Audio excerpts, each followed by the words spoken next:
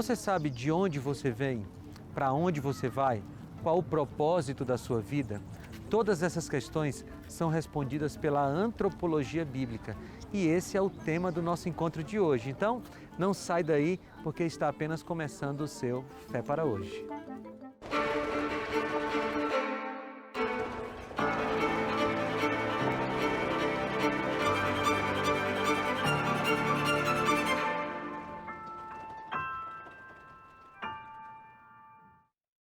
Eu quero te dar um presente antes da gente continuar o nosso programa de hoje. É o DVD O Sentido da Fé.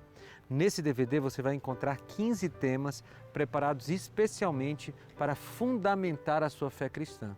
Se por acaso você não é um cristão, você também pode pedir esse DVD para você conhecer os fundamentos da fé cristã. Fica como conhecimento para você. E tem 3 formas de você pedir esse DVD, que é inteiramente grátis. Isso não tem pagamento de nada, nem de taxa de postagem, nem de nada. Você pode apontar a câmera do seu celular para esse QR Code que está aqui na tela. Você abre a câmera como se fosse tirar uma foto, aponta aqui, vai abrir um link na tela do seu celular, aí você clica nele, abre um formulário, você preenche e o DVD vai para sua casa sem custo algum. Ou você entra no site biblia.com.br, clica na imagem do DVD lá no site, vai preencher aquele cadastro e então o DVD vai para sua casa sem custos.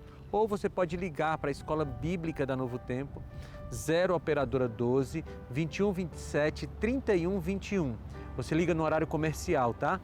Conversa com a equipe da Escola Bíblica, vai fazer o seu cadastro também e o DVD vai para a sua casa de presente. Nós podemos enviar de graça porque nós temos os Anjos da Esperança que patrocinam a Novo Tempo. Então, pede seu DVD, é um presente.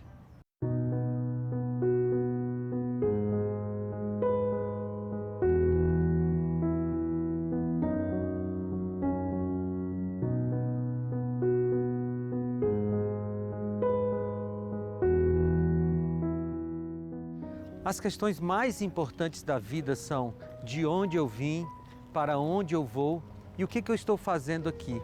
E essas questões são respondidas pela antropologia bíblica, ou seja, pelas respostas da Bíblia para quem é o ser humano.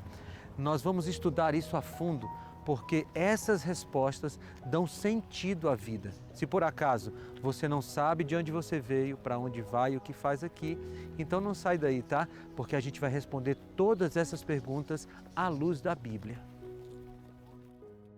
Quando nos referimos a essas questões humanas, estamos tratando, em última instância, de antropologia. Em seu sentido mais amplo, antropologia é uma ciência que se dedica ao estudo aprofundado do ser humano.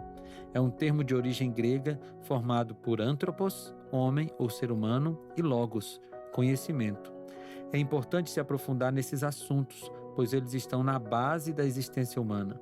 A história dos seres humanos na Terra e o que isso representa deve ser o tema de nossa reflexão. Nos Salmos encontramos uma pergunta profunda sobre o homem. Senhor, que é o homem para que te importes com ele? Ou o filho do homem para que por ele te interesses? Salmos 144, 3. O que é o homem? Essa é uma pergunta crucial, por isso precisamos montar uma trama de informações para desvendá-la. Vamos ver como a Bíblia responde às questões mais cruciais para os humanos. Vamos tratar de antropologia bíblica.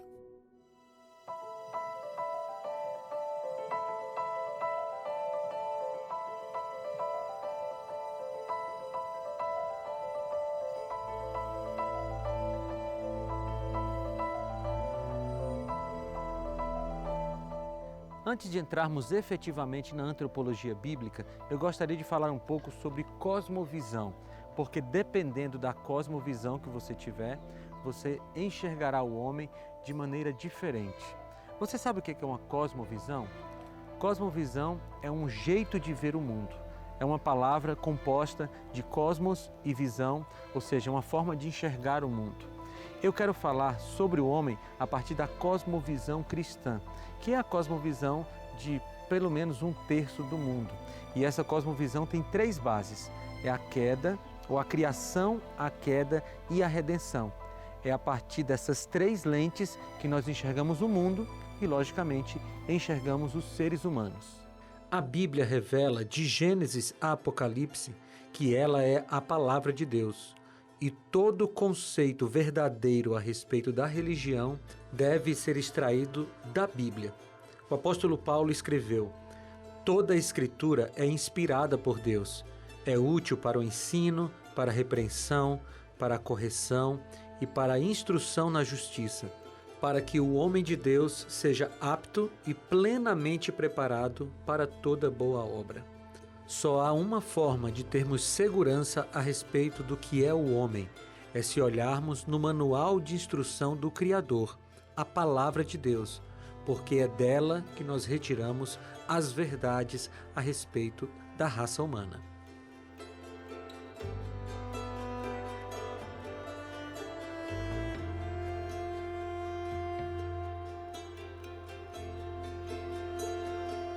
A história do cristianismo não começa com Jesus nasceu ou com um aceite a Jesus. A história do cristianismo começa com: no princípio criou Deus os céus e a terra. Sim, a criação é a base do cristianismo. O relato literal da criação em Gênesis 1, 2 e 3, esse relato está no fundamento de todas as doutrinas cristãs. Não existe cristianismo sem criação. E, logicamente, não existe cosmovisão cristã a respeito do ser humano se não existir o conceito do relato literal da criação de Gênesis. Eu sei que, infelizmente, tem muitos cristãos que estão apelando para uma junção aí entre cristianismo, o criacionismo e evolucionismo, chamada de evolucionismo teísta. Mas isso não é bíblico. E, aliás, há muitos prejuízos teológicos quando nós não cremos que Deus criou tudo conforme descrito em Gênesis. A Bíblia, no entanto, afirma que Deus criou tudo em 6 dias e que as coisas se fizeram pela força da sua palavra. A negação da visão criacionista da origem da vida causa, inclusive, um decréscimo no valor ontológico dos seres humanos. Essa noção do valor da vida só pode ser sustentada a partir do conceito criacionista de origem, a partir da narrativa bíblica de que Deus criou tudo em 6 dias e no 7º descansou. Encara-se tanto o valor que o ser humano tem como a sua função na Terra. Há um mandato cultural dado por Deus aos seres humanos no livro de Gênesis. Deus os abençoou e lhes disse: sejam férteis e multipliquem-se, encham e subjuguem a terra, dominem sobre os peixes do mar, sobre as aves do céu e sobre todos os animais que se movem pela terra. Gênesis 1:28. Essa ordem de Deus aos humanos não é uma autorização de exploração predatória, mas uma tarefa de cuidado com a natureza. Ao criar o ser humano, Deus deu a capacidade do homem fazer cultura. E você sabe o que é cultura, não é? Cultura é tudo que o homem produz, seja do ponto de vista material ou imaterial. É um mandato de Deus, é uma ordem de Deus que nós criemos a partir daquilo que Ele criou.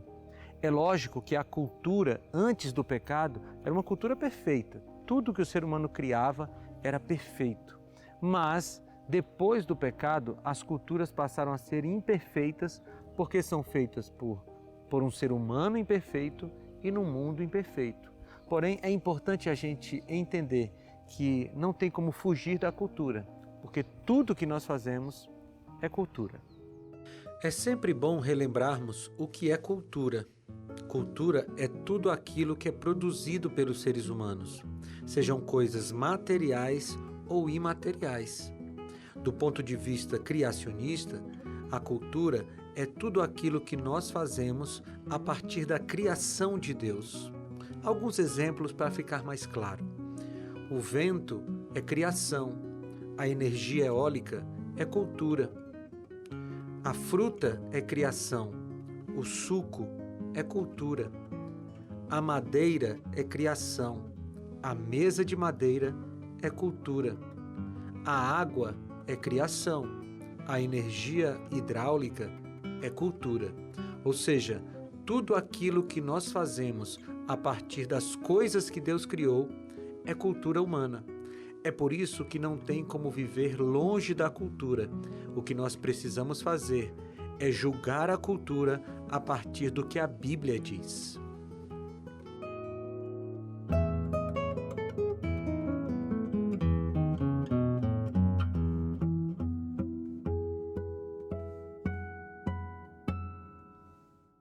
A segunda base da cosmovisão cristã é a queda. A gente crê que Deus criou tudo perfeito, mas em algum momento o homem escolheu cair. E aí, quando ele escolheu o pecado, tudo acabou se diferenciando daquilo que Deus tinha planejado. Deus planejou um homem que se relacionava perfeitamente com a natureza, com Deus, consigo mesmo. Mas assim que o homem pecou, ele logo se escondeu de Deus, porque o relacionamento foi quebrado. Você vê tudo isso em Gênesis 3. Depois, o homem tira folhas de figueira para cobrir sua nudez, porque ele sentia vergonha do corpo. E você vê o relacionamento com a natureza e consigo mesmo quebrados. E finalmente, o homem começa a culpar a sua esposa pelo pecado, quebrando o relacionamento com o outro ser humano. Todos os aspectos do relacionamento humano foram quebrados quando aquele primeiro pecado aconteceu. E é essa queda que explica todas as tragédias pelas quais nós passamos. A partir daquele episódio fatídico, o ser humano passou a ser um ser caído, condenado à morte eterna e separado de Deus. Sua natureza passou a ser propensa para o mal e destituída de bondade intrínseca. O mal passou a ser uma realidade enfrentada no planeta Terra por todas as pessoas e ainda uma questão filosófica de difícil situação. O problema do mal é reconhecidamente complexo, mesmo nas páginas da Bíblia. Quando se olha para as tragédias que acontecem no planeta e na vida particular das pessoas, deve-se colocar tudo no molde da entrada e existência do pecado e da condição caída dos humanos. Fazendo assim, se terá compreensão correta a respeito dos fenômenos que ocorreram e que ocorrem na humanidade, especialmente aqueles que foram ou são geradores de dor e sofrimento.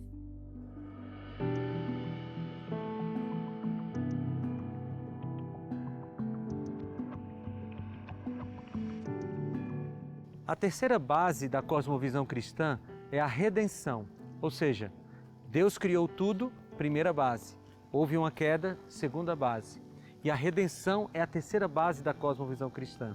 Ou seja, aquele Deus que criou tudo, um dia vai redimir. Aliás, ele já começou todo o seu trabalho quando morreu na cruz do Calvário, sendo o Cordeiro de Deus que tira o pecado do mundo. Bem, não é só na cruz que acontece a redenção, porque o trabalho será concluído com a volta de Jesus quando a criação for redimida. Lá na cruz do Calvário, Jesus fez o sacrifício suficiente para salvar todos os seres humanos. Mas na volta de Jesus, ele vai recriar a natureza e vai transformar o homem, voltando a tudo aquilo que tinha antes do pecado lá no Éden. O próprio Cristo colocou em evidência o objetivo de Deus como meta do seu ministério terrestre. Em diálogo com Nicodemos, o mestre afirmou: porque Deus amou ao mundo de tal maneira que deu seu Filho unigênito para que todo aquele que nele crê não pereça, mas tenha a vida eterna. João 3,16. Esse texto bíblico é uma espécie de resumo do plano de redenção, e a perspectiva da redenção deve fazer parte do olhar cristão para o mundo, no sentido de ajudá-lo a interpretar os acontecimentos que se fazem presentes na ordem planetária. O conceito de redenção precisa ser bem compreendido para que possa ser aplicado como base da cosmovisão cristã. Como eu te falei, a redenção será concluída com a volta de Jesus. Eu sempre gosto de parar para imaginar aquele dia quando toda a natureza, que já é bonita mesmo depois do pecado, será refeita à moda do Éden antes do pecado, e o homem será transformado e voltará a ser perfeito. Bem, essas são as três lentes pelas quais nós enxergamos a vida. Nós enxergamos a vida a partir da criação, queda e redenção. E julgamos tudo, seja nosso trabalho, seja a igreja, seja a nossa família, julgamos todas as situações a partir dessa forma de ver o mundo, dessa cosmovisão. Mas aconteceu uma coisa estranha. Alguns cristãos compartimentalizaram a sua vida. Alguns cristãos compartimentalizaram a vida, fazendo uma dicotomia entre o que é sagrado e o que é secular. Essa dicotomia gerou um cristianismo anômalo, ou seja, completamente diferente daquilo que foi apresentado na Bíblia. Não é incomum vermos pessoas que se professam cristãs tendo uma divisão bem clara entre o tempo sagrado e o tempo secular, entre os lugares sagrados e os lugares seculares. Na prática, funciona assim. Nos momentos em que estão na igreja, usam uma linguagem cristã, gestos cristãos, ouvem e cantam músicas cristãs, vestem-se de acordo com a cosmovisão cristã, etc. Mas quando acaba o momento sagrado e então começa o momento secular, não se preocupam com o tipo de música que ouvem, o tipo de roupa que vestem, as suas palavras, a forma como se relacionam com as pessoas, enfim, não existe cristianismo naqueles momentos. A cosmovisão cristã deve influenciar toda a nossa vida. Por exemplo, o seu trabalho deve ser guiado pelos princípios cristãos ou pela cosmovisão cristã. O seu lazer deve ser escolhido a partir da cosmovisão cristã. A forma como você trata o seu marido, a sua esposa, seus filhos, filhas, os colegas de trabalho, essa forma deve ser influenciada pela cosmovisão cristã. Ou seja, se você realmente é um cristão, toda a sua vida será influenciada e julgada a partir dos princípios bíblicos. E deixa eu te falar uma coisa muito séria. Ninguém é obrigado a ser cristão. Ser cristão é uma escolha, é livre. Mas se você escolheu ser um cristão ou uma cristã, então você precisa pautar a sua vida toda a partir dos princípios bíblicos. Precisamos sempre avaliar se o nosso cristianismo tem sido integral. Porque pessoas que vivem um cristianismo apenas naquele momento do culto do final de semana não podem se dizer cristãs. O verdadeiro cristianismo acontece especialmente fora do ambiente da igreja. Porque dentro do ambiente da igreja é fácil ser cristão. Mas o seu cristianismo precisa aparecer na segunda-feira, quando você chega no seu trabalho. Seu cristianismo precisa aparecer na terça-feira, quando você vai ao mercado fazer compras.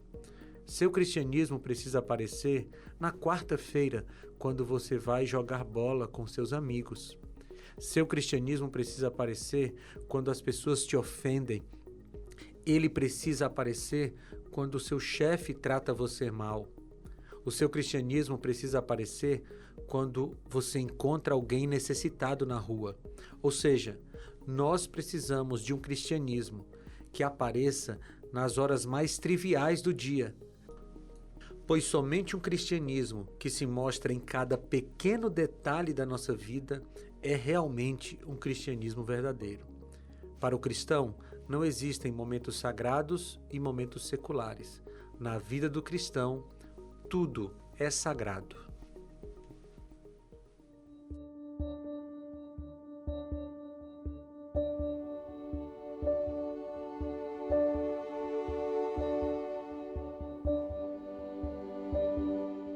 Agora que nós já compreendemos o que é a cosmovisão cristã, nós podemos passar para a antropologia bíblica de maneira mais específica. Nesse estudo agora, nós vamos responder algumas questões importantes sobre os seres humanos, mas eu quero subdividi-las para ficar melhor de compreender. A primeira e mais fundamental questão é: de onde viemos? Para respondê-la, precisamos ir para o início de tudo, conforme descrito pelo texto bíblico. Lemos o seguinte: Então disse Deus: façamos o homem à nossa imagem, conforme a nossa semelhança. Domine ele sobre os peixes do mar, sobre as aves dos céus, sobre os animais grandes de toda a terra e sobre todos os pequenos animais que se movem rente ao chão. Criou Deus o homem à sua imagem, a imagem de Deus o criou. Homem e mulher os criou. Gênesis 1, 26 e 27.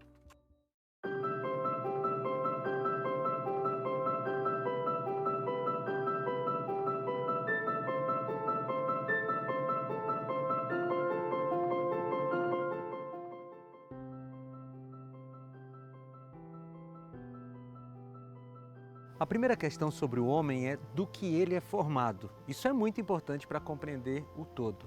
E aqui a antropologia bíblica nos responde. Gênesis capítulo 2, versículo 7. Então o Senhor Deus formou o homem do pó da terra e soprou em suas narinas o fôlego da vida. E o homem se tornou um ser vivente ou uma alma vivente. Aqui está a composição física do homem. O homem é formado de pó da terra, mais fôlego de vida, respiração. A união desses dois elementos faz o homem uma alma vivente. Ou seja, para a Bíblia, o homem não tem uma alma, o homem é uma alma. Vou repetir isso para você. Para a antropologia bíblica, o homem não tem uma alma, o homem é uma alma. A ideia de que o homem tem uma alma não é bíblica, é platônica. Nasceu com Sócrates, depois aprimorada por Platão. Essa ideia traz a história da alma, de que sai de dentro do homem depois que ele morre. Mas para a Bíblia, o homem tem pó da terra, mais respiração. A palavra de Deus nos ensina que nós somos uma alma e não temos uma alma. Portanto, quando alguém morre, a única coisa que sai de dentro da pessoa é aquilo que foi colocado, ou seja, fôlego de vida, respiração. A doutrina bíblica da criação deveria fazer com que nós nos sentíssemos muito importantes, porque Deus saiu do seu trono de glória, veio até esse planeta, criou toda a estrutura do planeta para que os seres humanos pudessem desfrutar de uma vida feliz ao lado de Deus, dos anjos e da natureza.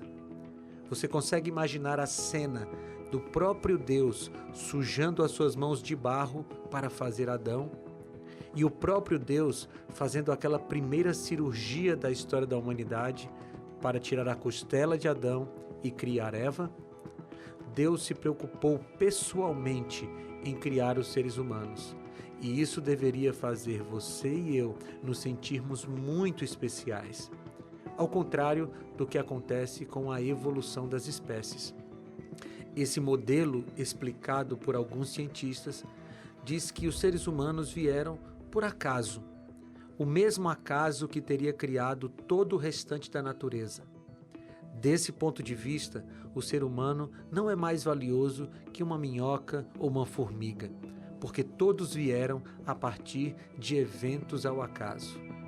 Mas nós cremos na Bíblia e sabemos que a teoria da evolução não é uma verdade, porque a Bíblia afirma que Deus é o Criador de tudo e a ciência verdadeira confirma essa afirmação.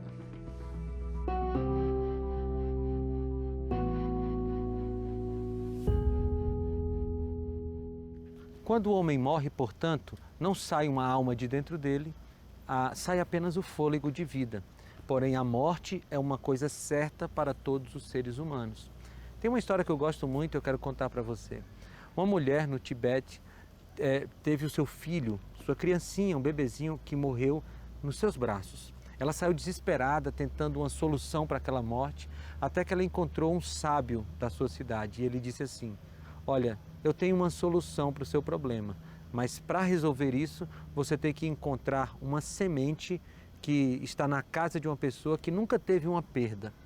Ela saiu pela cidade e foi procurando em todas as casas, mas em todas ela ouvia o seguinte: a gente já teve uma perda aqui. Não, já morreu alguém aqui em casa. E quando ela procurou na cidade inteira, ela entendeu o que o sábio queria dizer para ela. Todos nós passamos por perdas relacionadas à morte. A morte chegou a todos os seres humanos por causa do pecado.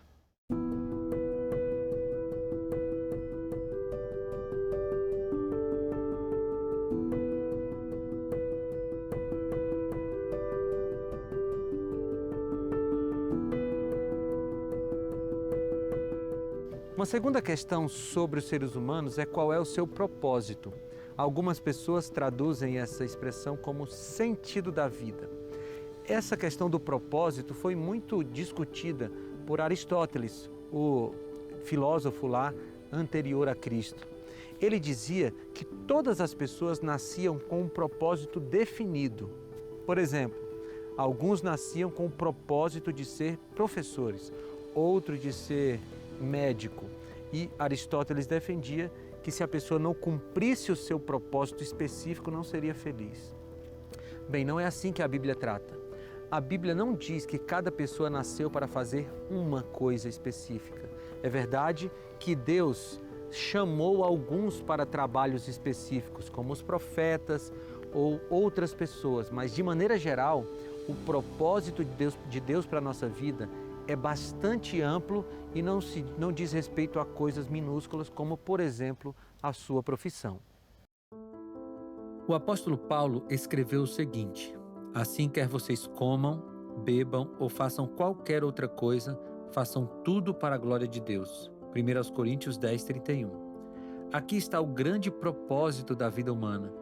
Não importa se você será dentista, empresário, professor ou exercerá qualquer outra profissão. Você deve viver para a glória de Deus. Aliás, o texto bíblico nos ensina que qualquer ação que formos praticar, ou mesmo os momentos de ociosidade e descanso, devem ser vividos para a glória de Deus. Esse é o grande e supremo propósito da vida.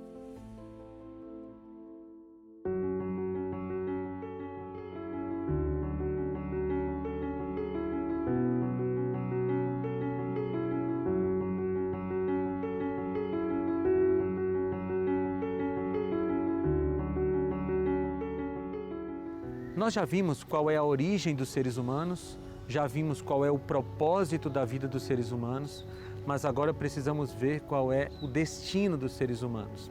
E a antropologia bíblica responde isso. E eu quero responder com palavras de Jesus em João 14, 1 a 3. Não se turbe o vosso coração. Credes em Deus, crede também em mim, diz Jesus. Na casa de meu Pai há muitas moradas. Se não fosse assim, eu teria dito, pois vou preparar-vos lugar, e quando eu for e vos preparar lugar, voltarei e vos receberei para mim mesmo, para que onde eu estiver, estejais vós também. Aqui está a resposta do destino dos seres humanos. O nosso destino é morar eternamente com Jesus, no novo céu e na nova terra. E aí fecha o ciclo da vida e tudo faz sentido. A gente sabe que veio das mãos de Deus, a gente sabe que vive para a glória de Deus e que em breve voltará para os braços de Deus. Quem vive assim não tem baixa autoestima, não perde o sentido da vida, porque sabe que veio de Deus, vive para Deus e voltará para Deus.